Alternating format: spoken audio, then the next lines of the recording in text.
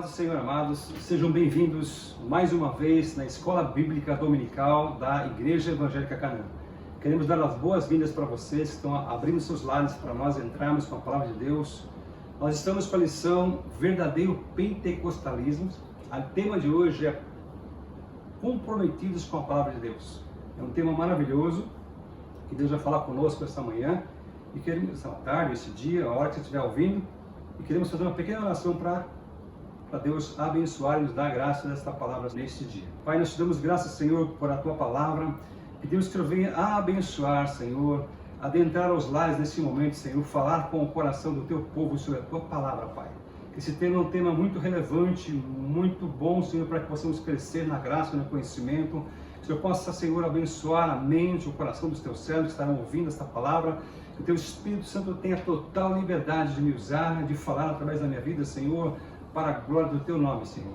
Obrigado, Senhor, por esta oportunidade, em nome de Jesus. Amém. Queridos, que Deus possa falar com você nesta aula.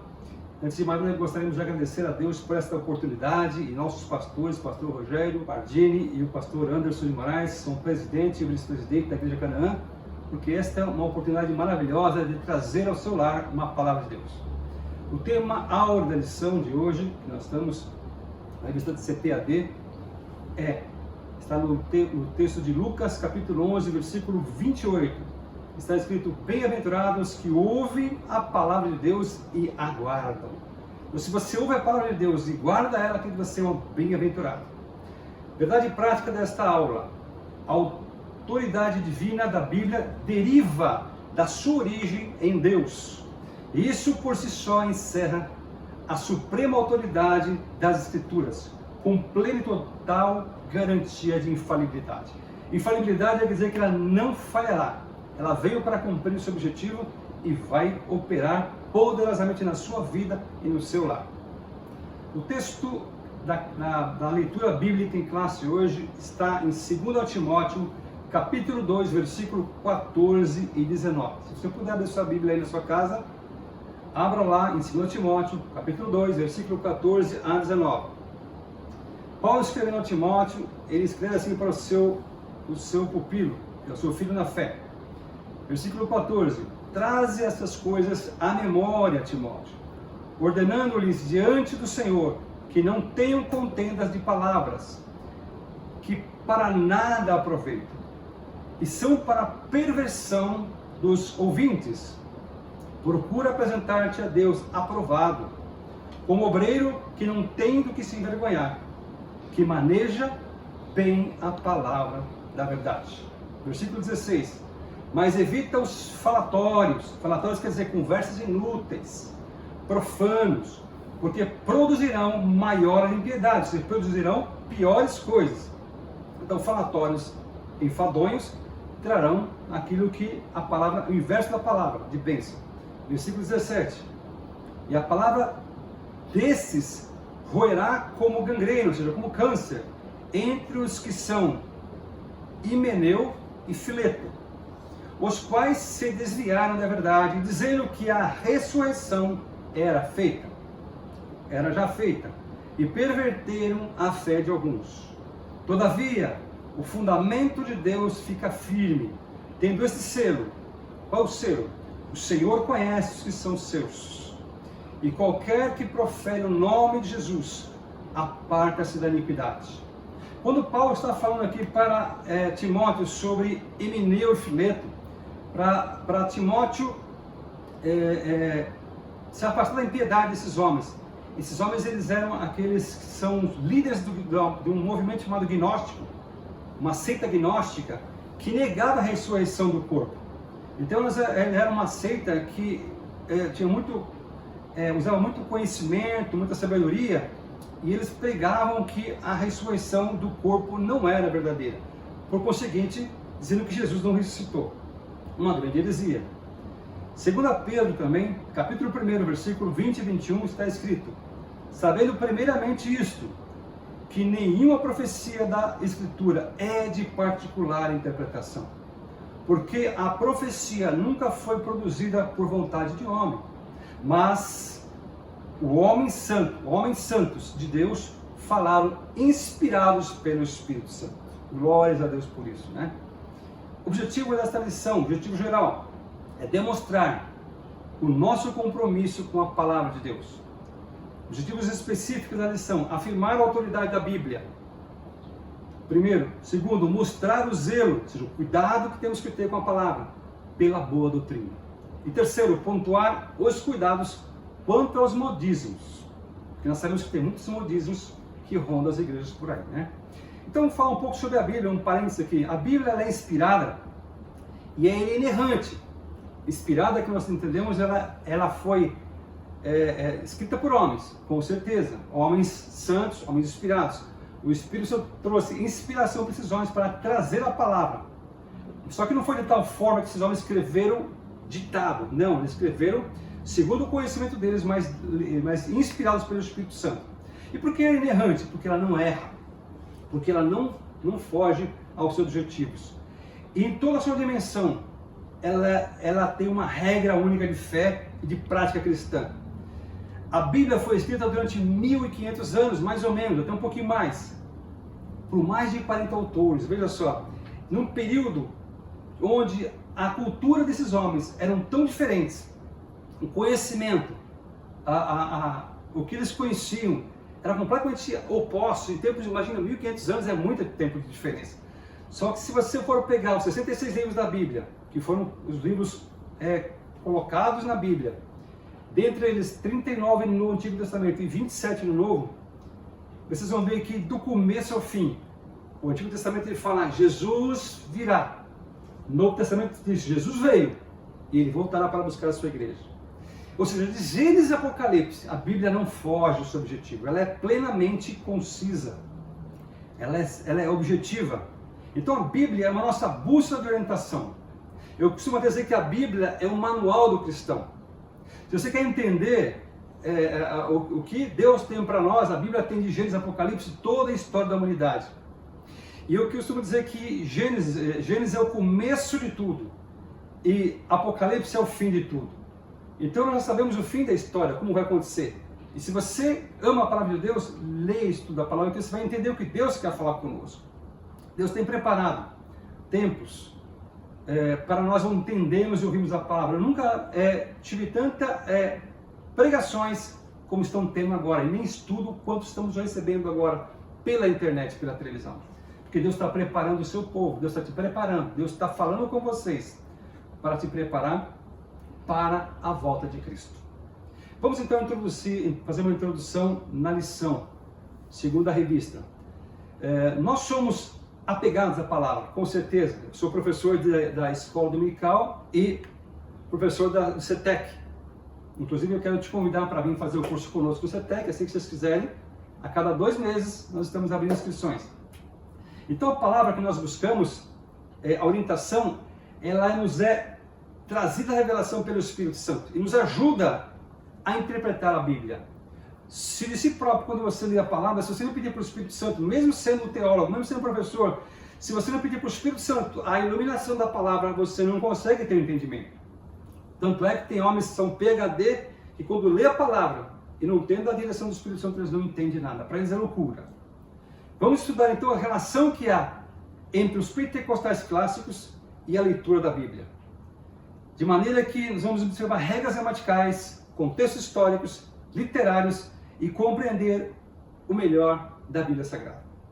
O primeiro tópico da lição está na autoridade da Bíblia. Esse é um tema maravilhoso. Nós herdamos dos reformadores, desde o século XVI, todo o conhecimento das 5 solas, a sola scriptura, ou somente a Escritura.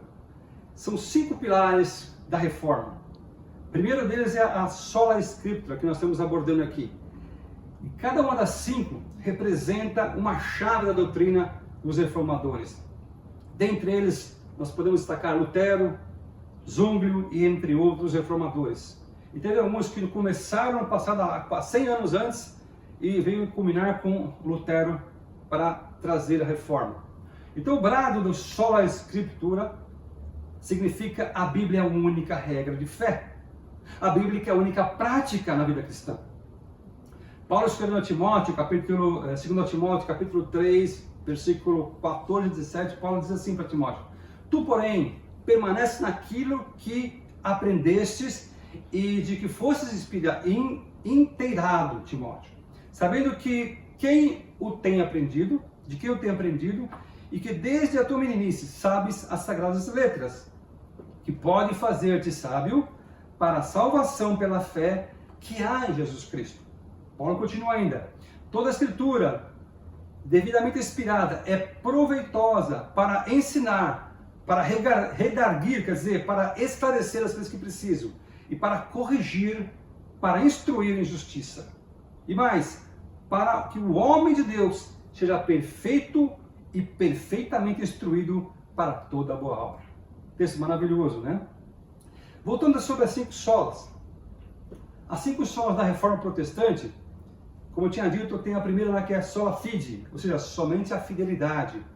Justificação somente nos nossos pecados somente é possível por meio da fé, somente pela fé. E não existe nada que possamos fazer para nos justificar dos nossos pecados, somente pela fé. Sola Escritura, que nós acabamos de falar, sola Christus, ou seja, somente em Cristo. Cristo é o único capaz de nos salvar e nos levar para o céu. Não há outro caminho que leva à salvação, somente Jesus. Sola gratia, ou seja, somente pela graça. A salvação é gratuita. Não é de graça, mas é gratuita. É oferecida por Deus por meio de Jesus Cristo. E não depende do que possamos fazer. Ela nos é oferecida pela gratuidade de Deus, pelo amor de Deus, né? Pela graça que Deus nos deu para alcançar a salvação. E só a deu glória, ou seja, toda a glória seja dada a Deus. Amém? Com relação à reforma luterana, de Lutero, em 31 de outubro, todo mundo lembra dessa data, em 1517, Martinho Lutero ali, ele estava indignado com as indulgências que estavam acontecendo na igreja naquela época, porque as pessoas vendiam a salvação, inclusive até das pessoas mortas, às vezes vendiam salvação, e Martinho Lutero estava tão indignado que ele começou a escrever 95 teses. E aí, para os seus alunos, quando ele entregou para os seus alunos, para que eles pudessem estudar para a prova daquele tema, e fixou na catedral da igreja lá, os alunos pegaram aquele texto. E justamente culminou naquela época, quando a invenção da imprensa. E eles reproduziram aquilo e espalharam por todo lado. Então, foi aí que deu um grande impulso à reforma protestante. Voltando para o texto, então. Daí começou a Bíblia a ser conhecida, porque Lutero trouxe as 95 teses e o povo começou a estudar a Bíblia, começou a entender o que a palavra quer dizer, porque até então, antes, tudo que estava na Bíblia era interpretado pelos padres, era passado para a igreja. A pessoa tinha que simplesmente acreditar e entender que o que estava na Bíblia era o que eles falavam. Mas hoje você tem a palavra de Deus plena nas tuas mãos. Você pode ler e entender e pedir para o Espírito Santo trazer a verdade para você. Maravilhosa graça de Deus. Então os católicos romanos, ele tem a Bíblia, mas tem também a tradição. As testemunhas de Jeová, eles têm a tradição também, mas tem o Novo Mundo, que é a publicação deles, e tem também a revista de Sentinela. Já os mormons têm a Bíblia e mais o livro dos mormons e outras publicações deles, né, como fonte de autoridade espiritual. Segundo subtópico do tema aqui é nosso fundamento. Qual é o nosso fundamento? Nós, como pentecostais, nós temos nós cremos que a Bíblia é o nosso fundamento principal. Ainda que alguns não pentecostais e sensacionalistas, ou seja, aqueles que creem que os dons espirituais já pararam com a época depois dos apóstolos, nós continuamos nos baseando na crença e prática da palavra de Deus. Embora eles creiam que a prática nossa é por emoção, e que nós continuamos com a crença do cânon, continuando escrevendo o cânon ou falando que Deus está escrevendo nova Bíblia, eles estão completamente equivocados quanto ao nosso entendimento, nosso respeito. Nós cremos que a revelação canônica se encerrou lá com os apóstolos no Novo Testamento, como está lá em 1 Coríntios, capítulo 15, versículo 8, Paulo escreveu aos Coríntios, escreveu assim: e por derradeiro de todos me apareceu também a mim como o abortivo. Então Paulo, ele foi o último dos apóstolos a ser levantado por Deus. Esse aparecimento de Paulo como apóstolo, ele inclusive tem que defender muito o seu apostolado, porque para todos os outros apóstolos, ele não era apóstolo. O que é, para você entender melhor, o que era o apostolado nas vias normais? Era que todo apóstolo tinha que ter vivido com Jesus, tinha que ter andado com Jesus. Então, para ser apóstolos, como de fato aqueles 12 eram, teriam que ter convivido com Jesus. E Paulo não conviveu. Tanto que foi depois de 33 anos depois de Cristo que Paulo teve um contato lá no caminho de Damasco com Jesus. E aí passou a conhecer Jesus. E aí ele teve que defender, se vocês puderem ler depois os textos de Paulo, as cartas e as epístolas deles, vão entender que Paulo se defende o tempo todo dizendo que ele é apóstolo também, né? Interessante se pensar nisso. Então a nossa fonte de autoridade é única e verdadeira, a palavra de Deus. Conforme a declaração de fé das assembleias também, a nossa declaração, a Bíblia é a nossa única fonte de fé e prática. Não necessitamos de nova revelação, não precisamos de extraordinária revelação ou de pretensiosas palavras canonizadas ou canônicas, ou revelação de qualquer um que seja. Pedro escrevendo lá em 2 Pedro, capítulo 1, versículo 19 e 21, ele escreveu assim: e temos muito firme a palavra dos profetas, a qual bem fazeis em estar atentos, como a uma luz que alumia em um lugar escuro. Como uma luz que alumia em um lugar escuro, até que o dia esclareça, e as estrelas da alva, a estrela da alva apareça em vosso coração. Ou seja, até que Jesus apareça na sua vida, até que Jesus clareie a sua vida. Aí no versículo 20 ele continua dizendo: sabendo primeiramente isto, que nenhuma profecia da Escritura, nenhuma, é de particular interpretação. Nenhuma profecia. Ou seja, o que é profecia? A palavra da Bíblia é uma profecia de Deus para o povo dele. Porque a profecia nunca foi produzida por vontade humana, nenhuma profecia. Mas os homens santos de Deus falaram inspirados pelo Espírito Santo de Deus. Então, para entendermos melhor o que Pedro quis dizer isso, eu, como dou uma aula de hermenêutica lá no CETEC, nós temos sempre dizendo o seguinte: a regra fundamental para entendermos a palavra de Deus é saber que a Bíblia se explica pela própria Bíblia. Ou seja, a regra fundamental é a Escritura explica a própria Escritura, né? O caminho mais indicado para compreender e interpretar a Bíblia é você procurar na própria Bíblia entendimento da palavra. Paulo escreveu aos Gálatas, capítulo 1, versículo 9, diz assim: se alguém vos anunciar outro evangelho, além do que já recebesse, seja anátema. Se vier qualquer um, seja anjo, seja imagem, seja o que for, anunciar qualquer palavra além dessa, é anátema. Não creia, não deixe de convencer. Amém? Continuando, terceiro subtópico. Não somos deístas. O que é deísta? Deísmo é uma doutrina que afirma assim, que Deus existe, claro, porém que Deus ele está longe. Para você entender, Deus ele criou o mundo e deixou o mundo a Deus dará. É como se o relojoeiro desse corda no relógio e saísse, largasse o relógio no canto e fosse embora. É assim, o deísta pensa assim: Deus criou o mundo e deixou o mundo ao bel prazer do mundo. Ou seja, se virem, mas não é bem assim, né? É como se o relojoeiro fizesse aquilo que eu falei, desse corda e largasse lá.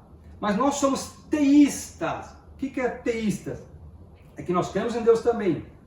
Só que, como está lá em Atos 17, 27, e não está longe de cada um de nós. Deus não está longe de você. Deus não está longe de mim. Por quê? Porque quando Jesus foi para o céu, ele falou assim: eu vou para o Pai. E quando eu for para o Pai, João 14 diz: eu vou enviar o Consolador, porque o Pai vai enviar o Consolador. E ele habitará em vós, estará convosco. Logo, o Pai habita em nós pelo Espírito Santo. Em Hebreus 11:6 está escrito assim também: ora, sem fé é impossível agradar a Deus, porque é necessário que aquele que se aproxima de Deus creia que Ele existe e que Ele é galardoador dos que o buscam. Ou seja, nós temos que crer que Deus existe e que Ele está aqui nesse momento, que Ele está aí nesse momento falando com você e que Ele está conosco nesta aula, está aqui conosco nesse momento, nesta reunião aqui, tá? Então, o fechamento do cano sagrado não significa que Deus abandonou as suas criaturas.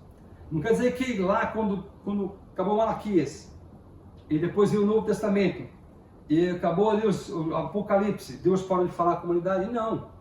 O que acabou foi os livros canônicos. Deus parou de falar com Bíblia. Agora Deus fala direto conosco através do Espírito Santo. Entretanto, essa revelação não se reveste de autoridade canônica. Deus fala pelo Espírito Santo, mas não é uma autoridade canônica para a igreja.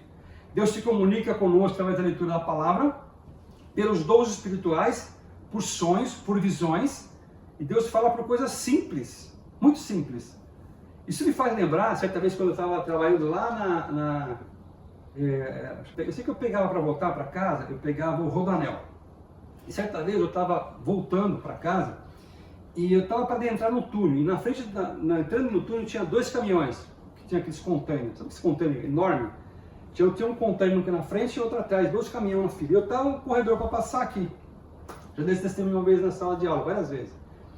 E quando eu fui para entrar no túnel, do lado dos caminhões, eu ouvi uma voz falando assim para mim: não entre. Mas muito suave, querido. O Espírito Santo é muito suave. Não entre. Pisa no freio, breca. Aí eu brequei, pisei. Quando eu pisei no freio, o caminhão da frente deu um tranco, ela parou, deu uma freada, o de trás deu uma freada, aí a carroceria do caminho de trás, que estava com o container, fez um L assim, ele virou e fechou o túnel. Se eu tivesse adentrado ali no túnel, eu teria sido esmagado e virado um patê naquele momento. E aí depois ele voltou e saiu do túnel, eu pude passar, eu pude entender: Senhor, que Deus fala conosco, é só nós estarmos atentos a ouvir. Eu fiquei meio assim: mas será que Deus falou comigo mesmo? Será que fui eu que ouvi minha voz? Será que... Aí é aquele incrédulo, né, parecendo Tomé, né? Será que foi Deus mesmo? É parecendo Gideão, né? Senhor, se foi tu mesmo, faz isso. Senhor, se foi tu falando comigo mesmo, Senhor, faz aquilo de novo. E fica meio duvidoso às vezes quando Deus fala conosco, né? Aí eu estava entrando na Anchieta. Quando eu estava entrando na Anchieta, aí tinha um caminhão na frente com um tanque que se coloca água, um reservatório de água enorme. Aí quando eu estava entrando, o Espírito Santo falou de novo comigo: ó, breca, segura o carro um pouquinho, dá uma parada. Eu segurei, irmãos. Na hora que eu pisei e segurei um pouquinho, deu uma distância, o vento bateu naquele tanque enorme e veio quicando, veio assim, batendo no asfalto. Mas era tão maior que o meu carro, 3, 4 vezes maior que o meu carro, enorme. O tamanho dessa sala aqui, mais ou menos, sala enorme. E veio batendo no asfalto e veio rolando, e parou no meio da pista. Eu falei: agora te disse. Era o Senhor falando comigo, e o Senhor provou que o Senhor falou comigo de novo. Então Deus fala, querido. Fala pela palavra, fala pelo Espírito Santo, fala por situações que nos acontecem conosco no dia a dia. Deus fala conosco, é só você abrir o teu coração, abrir o seu ouvido espiritual e ouvir que Deus quer falar contigo. É só você falar: fala comigo, Senhor, que eu te escuto. Deus vai falar com você, eu tenho certeza, através das lives, através dessa lição, através da palavra de Deus. Só você pedir: fala comigo, Senhor, eu quero ver a sua voz. Então, para entender, meus filhos, o fechamento do Quênia não fechou, não parou por aí Deus falar conosco, continua falando. Deus se comunica conosco através da palavra. Lá em Atos, capítulo 2, versículo 17 e 18, está escrito assim: e nos últimos dias acontecerá, diz Deus, que o meu Espírito derramarei sobre toda a carne. Eu derramarei sobre toda a carne, você está falando. Os vossos filhos e as vossas filhas profetizarão, e os vossos jovens terão visões, e os vossos velhos terão sonhos. E também do meu Espírito derramarei sobre todos os meus servos e minhas servas. E naquele dia profetizarão. Então Deus tem promessa de derramar. Isso está em Joel e foi repetido agora em Atos. Sintetizando esse primeiro tópico, queridos. Somos um povo que cremos na autoridade da Bíblia. Na nossa fé é baseada na prática da palavra de Deus. Cremos plenamente que a Bíblia é a palavra de Deus. Cremos que ela está escrita por homens inspirados, mas que ela foi direcionada pelo Espírito Santo. E nela baseamos nossa fé e a nossa vida e prática de fé. Amém? Segundo tópico da lição: zelo pela doutrina. O zelo pela doutrina tem ligações com a apologética cristã. O que é apologética cristã? É a defesa da fé, é defender a fé. Desde muito cedo, na história, a igreja percebeu que a Bíblia precisa ser interpretada para que os crentes conheçam melhor o pensamento bíblico e a doutrina da igreja. Os credos e as confissões de fé são documentos produzidos pela igreja com um propósito específico. Por exemplo, primeiro subtópico, ensino ou instrução. A palavra doutrina vem do latim doctrina, que literalmente significa ensino ou instrução. Mas o termo apresenta vários níveis de significado, de acordo com o seu contexto. Né? Tem palavras que na Bíblia você lê de um jeito, no contexto ela tem um significado, quando você lê de outro, tem outro significado. Quando o texto sagrado expressa e persevera na doutrina dos apóstolos, em Atos 2:42, isso significa que os discípulos permaneciam seguindo os ensinos dos apóstolos. Nesse caso, a palavra doutrina significa ensino e instrução. Estamos, então, nos referindo ao ensino bíblico, especificamente. Segundo subtópico, sobre a instrução, conteúdo da fé. Então, a palavra doutrina se aplica também a um corpo básico e coerente do ensino cristão, como, por exemplo, os credos. Trata-se de um ensino sistemático sobre os dados da revelação. A fonte do conteúdo doutrinário é a própria palavra de Deus.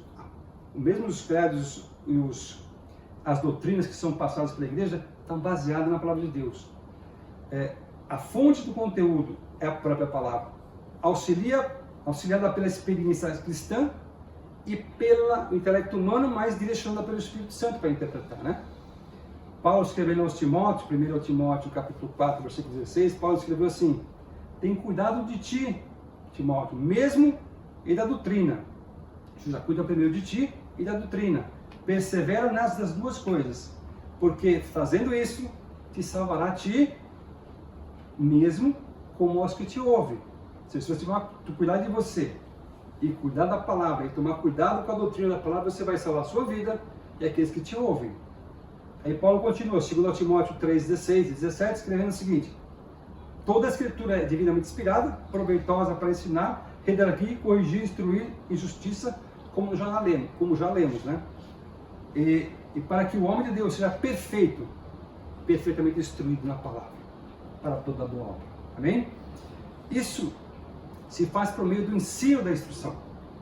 Quando o apóstolo Paulo diz, traze essas coisas à memória, no versículo 14, como nós lemos, ele está se referindo à sã doutrina, contrapondo aos falatórios profanos, no versículo 16. Quando trazer, se você trouxer essa doutrina, ainda que as pessoas falem coisas erradas, ainda que as pessoas ensinem heresias, você vai corroborar, você vai contrapor essas heresias. Você vai ensinar e vai ajudar aquela pessoa que está na heresia a sair daquele erro. Então, por isso que é importante você conhecer a palavra de Deus. Amém? Então, os credos e as confissões de fé são dois tipos distintos de documentos. Primeiro, eclesiástico, mas o mesmo propósito, quer dizer, interpretar tanto o credo quanto documento eclesiástico, se refere à interpretação da palavra, ou seja, dá uma súmula, dá uma noção básica do que a Bíblia se refere. Quando a gente fala em credo e confissão de fé, estamos falando de documentos elaborados específicos. Por exemplo, um credo é uma elaboração científica, elaborada através da Escritura Sagrada, através de estudos minuciosos da palavra, trazendo um resumo, uma resenha do que a Bíblia fala, para as pessoas terem uma noção da palavra. Toda igreja tem um conjunto de crenças, de doutrinas, de confissão de fé para seguir, né? Lá no terceiro subtópico diz assim: a nossa confissão de fé é a Bíblia. A nossa confissão de fé não é de autoria particular, pois expressa o pensamento e a vida da igreja. Esse documento é submetido às Escrituras e estão em conformidade com ela. A nossa declaração de fé ocupa extraordinária importância na vida da igreja como sumário doutrinário da Bíblia e ajuda para a compreensão, além de servir como proteção contra a falsa doutrina. Então, quando você tem uma confissão de fé, tem uma doutrina, a gente sabe que aquilo vai nos guiar, porque às vezes a Bíblia tem muita informação, mas se você pegasse um resumo de uma confissão de fé, de quais são os pontos que eu tenho que me guiar na Bíblia para ter um objetivo para seguir.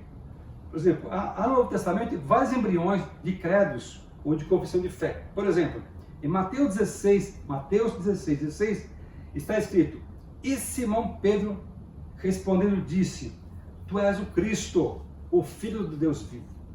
Porque Jesus perguntou: o que dizem os homens, quem sou eu? Para os discípulos. E Pedro falou assim: Tu és o Cristo, o Filho do Deus vivo. Aí Jesus falou assim: Pedro, não foi você que revelou isso, mas foi o Espírito Santo que revelou a ti. Aí Filipenses, Paulo também escrevendo, Filipenses 2, 8 a 11, Paulo disse assim: E achando na forma de homem, humilhou-se a si mesmo, sendo obediente até a morte, e morte de cruz. Pelo que também Deus o exaltou soberanamente, e lhe deu o nome sobre todo nome, para que o nome de Jesus Cristo se dobre todo o joelho, dos que estão nos céus, na terra e debaixo da terra, e toda língua confesse que Jesus é o Senhor, para a glória de Deus Pai. Então aqui nós temos aqui uma súmula, um embrião de um credo, de uma confissão de fé. Primeiro, confessamos que Jesus é Filho de Deus. Segundo, nós declaramos que Ele veio como homem, que Ele viveu como homem e morreu como homem, para nos salvar. Passou pelas nossas aflições. Terceiro, nós dizemos que Deus exaltou Ele sobre todos os homens. Aqui, quarto, nós dizemos que Jesus, ao nome dEle, todo joelho se dobrará. Toda língua confessará que Ele é o Senhor. E quarto, temos que crer que Ele morreu, ressuscitou, está com o Pai e virá buscar a igreja. Então, nós temos que ver que a Bíblia tem algumas confissões de fé que nós temos que ser básica para nós. Esse aqui é um exemplo delas que é bem interessante para nós guardarmos. Sintetizando esse tópico 2, a nossa confissão de fé não é de autoria particular, pois expressa o pensamento e a vida da igreja. Esse documento é submetido às Escrituras e está em conformidade com ela. Bem? Partindo para o terceiro e último tópico da palavra, do ensino, cuidado quanto aos modismos. É um assunto muito interessante que vamos falar aqui agora. O nosso cuidado com a doutrina deve ir além do combate ao modismo e servir para defender a nossa fé das seitas e heresias, refutar os erros que se opõem aos ensinos bíblicos e persuadir os contradizentes para que eles se convertam ao Evangelho. Devemos então fazer o mesmo para Deus. Primeiro subtópico, modismo. O que é modismo? A palavra modismo vem de moda e se aplica ao campo teológico, né? São ventos de doutrinas que vêm e vão. Quando a gente fala em vento, aquela coisa que sopra e logo passa. Tem um caráter efêmero, um caráter passageiro, para que nada se aproveita. Paulo escrevendo aos Efésios 4:14 diz assim: para que não sejamos mais meninos inconstantes, levados em roda por todo o vento de doutrina, pelo engano dos homens que com astúcia enganam fraudulosamente. Então Paulo está dizendo o seguinte, que tem muitos modismos de homens que inventam histórias, pegam um texto fora de um contexto para criar um pretexto, para criar uma heresia. Nós temos que estar atentos a esses modismos, para não cairmos nela. De que forma não vamos cair nesse modismo? Conhecendo a verdade, conhecendo a Bíblia. Em outras palavras, são inúteis e inaproveitáveis esses modismos. Quem não se lembra do dente de ouro? Né? Quem não se lembra disso? Eu já presenciei muito isso na época quando me converti, cara novo convertido. As pessoas vinham, aquele pregador, fazia aquele tumulto todo, via aquele monte de gente que passava assim, dente de ouro abrindo com uma lanterna, abrindo a boca, com o dente de ouro abrindo, dente de ouro. Qual que é o propósito disso? Eu não entendia. Eu sempre pegava o dente de ouro, procurava o dente de ouro e procurava sempre, não entendia qual era o propósito. Mas percebe-se que aquilo lá passou. E aquela outra doutrina que veio do Caicai, era uma época que todo mundo caía no Espírito Santo, todo mundo caía. Qual era o propósito? A pessoa caía e levantou do mesmo jeito, não mudava nada. Era um vento que veio e foi. O sopro do Espírito, G12, febre dos anjos, veio tantas coisas, tantas aberrações, mas eles vieram e acabaram, graças a Deus, né? Eram modismos. Nós temos que ficar na palavra de Deus. As coisas de modismos são pessoas que não têm o que fazer da vida, ficam pegando um texto fora do contexto e criam uma heresia, ficam inventando coisas e convencendo o povo que aquilo existe. Temos que tomar muito cuidado com esse modismo. somente pela palavra.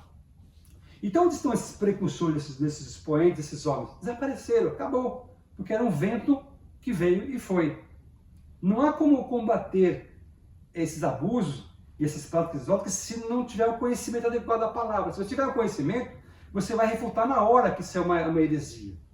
É uma coisa que vai passar. Paulo escrevendo, Tito, né? Tito 1:9, retendo firme a fiel palavra, que é conforme a doutrina, para que seja poderoso tanto para demonstrar com a sã doutrina, como para convencer os contradizentes. Então nós temos que ficar firme na palavra, primeiro, para aprender a palavra. Segundo, para entender e admoestar, ou seja, ensinar aqueles que estão errados, né? Aprender e ensinar. E tirar do erro quem está errado. Precisamos entender a palavra. Segundo tópico, subtópico, procura apresentar-te a Deus aprovado. Essa qualificação vem do Espírito de Deus. Apresentar-se a Deus aprovado significa estar disponível, testado e aprovado por Deus e reconhecido pela igreja. Segundo Timóteo 2,15, Paulo escrevendo a Timóteo, diz o seguinte: procura apresentar-te a Deus, Timóteo, como obreiro aprovado. Obreiro que não tem que se vergonhar, ou seja, que maneja bem a palavra de Deus, aquele que conheça bem a palavra de Deus. Desde muito cedo na história do cristianismo, que a igreja precisou enfrentar uma avalanche de heresias, desde o começo, desde da época de Paulo, daquele começo lá mesmo, de aberrações doutrinárias ensinadas por falsos mestres. Olha o que Paulo escreveu a Timóteo, 1 Timóteo 1, versículo 4, 6 e 7. Nem se dê a fábulas ou a genealogias infindáveis, porque as pessoas ficam tão preocupadas com fábulas e preocupadas com genealogias que ficavam perdidos naquele meio. E mais produzem questões do que edificam a Deus, que consiste na fé, assim o faço agora, do que desviando-se alguns, se entregam a vãs contendas, querendo ser doutores na lei e não entendendo nem o que dizem, nem o que afirmam. Então nós temos que tomar cuidado com fábulas, com contendas ilícitas, com contendas que não levam a nada, discutindo o sexo dos anjos, discutindo se o fulano entrou, saiu pisou, sabe, discutindo coisas que não têm sentido. Temos que tomar cuidado com falatórios à toa, com coisas que são fábulas. Isso não vai levar a nada, vai levar simplesmente a perda de tempo e a discussões enfadonhas. Os maus obreiros, então, e os obreiros fraudulentos, são desmascarados e reprovados, como está lá em 2 Coríntios 11, 13. Porque tais falsos apóstolos são obreiros fraudulentos. Paulo escreveu aos Coríntios dizendo assim, eles se transfiguram em apóstolos de Cristo, ou seja, eles parecem que são apóstolos, parecem que são pastores, parecem que são crentes, mas são lobos em pé de ovelha. E Paulo em Filipenses 3,2 escreve ainda, guardai-vos desses cães, guardai-vos dos maus obreiros, guardai-vos da circuncisão. E Paulo está dizendo o seguinte, que naquela época, veja só, alguns apóstolos disfarçados de apóstolos, alguns homens que estavam heréticos, um homem que tinha heresia, estavam dizendo que era obrigatório se circuncidar para ter salvação. Na verdade, não. Então eles queriam que as pessoas observassem a Torá para ser salvo, que queriam que cumprisse a lei para ser salvo, não somente pela fé. Né? Em Mateus capítulo 7, versículo 21 e 23, está escrito, nem todo que me diz Senhor, Senhor, entrará no reino dos céus, mas aquele que faz a vontade do meu Pai. Jesus está falando isso, que está nos céus. Versículo 22, muitos me dirão naquele dia, Senhor, Senhor, não profetizamos nós o teu nome? E em teu nome nos expulsamos demônios? Em teu nome não fizemos muitas maravilhas? Então lhes direi abertamente, Jesus está falando agora, então eu lhes direi abertamente, nunca vos conheci, apartai-vos de mim, vós que praticais a iniquidade. O que a gente entende com isso, queridos? Muitos que estão na igreja hoje, que fazem a obra, que profetizam, que expulsam demônios, que faz sinais de maravilhas, não significa que eles estão salvos. Não é porque você tem dons espirituais que você tem salvação. Não, é diferente. O dom não é seu, o dom é de Deus, é do Espírito Santo. Amém? terceiro subtópico aqui, para finalizar, como obreiros que não têm do que se envergonhar. O termo obreiro aqui, tanto em grego quanto em português, significa obras, trabalho, e tem um significado amplo e novo no Novo Testamento. No sentido literal, refere-se ao trabalhador de campo, né? Como está lá em Mateus 20, versículo 1, porque o reino dos céus é semelhante a um homem que um pai de família que saiu de madrugada a assalariar trabalhadores para a sua vinha. Aqui nós vemos aquela parábola, né, do pai de família que sai para contratar trabalhadores. Às 9 horas ele contrata alguns e fala, vou pagar um denário para você. À meio-dia ele sai contratar outros, vou pagar um denário. Às 15 horas sai de novo, vou pagar um denário para vocês. E às 17 horas também ele sai para contratar alguns trabalhadores. Só que o turno terminava às 18 horas. Do primeiro ao último ele contratou e disse que pagaria um denário.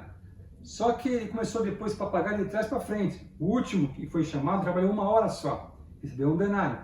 Quando ele chegou no primeiro, o primeiro falou assim, puxa, você vai dar um denário só? Eu trabalhei tanto tempo. Aquele que saiu por último, que chegou às 17 horas, trabalhou 1 horinha só e você deu um denário para ele? Não é justo que você me pague um denário também. E aí o Senhor falou assim, o dinheiro é meu, eu pago, eu faço como eu quero, e pago, eu não posso ser bom com todos? Ou seja, Deus, Ele chama alguns muito tempo, demora, e outros chama na última hora. E Deus vai dar, paga igual para todos, ou seja, salvação. Esse é um sentido metafórico, metáfora. E todos que se dedicam à obra de Deus são obreiros, como está lá em Mateus 9, 37 e 38. Então disse aos seus discípulos, a seara é realmente grande, mas poucos são os ceifeiros. Rogai, pois, ao Senhor da seara que mande ceifeiros para a seara. E de maneira geral, aos apóstolos e demais oficiais da igreja são todos obreiros. Nós somos obreiros. Todos que estão trabalhando na igreja, na obra de Deus, são obreiros. Nossa declaração de fé de toda a igreja, o termo obreiro é genérico. É usado praticamente para todos que praticam um cargo ou função na igreja.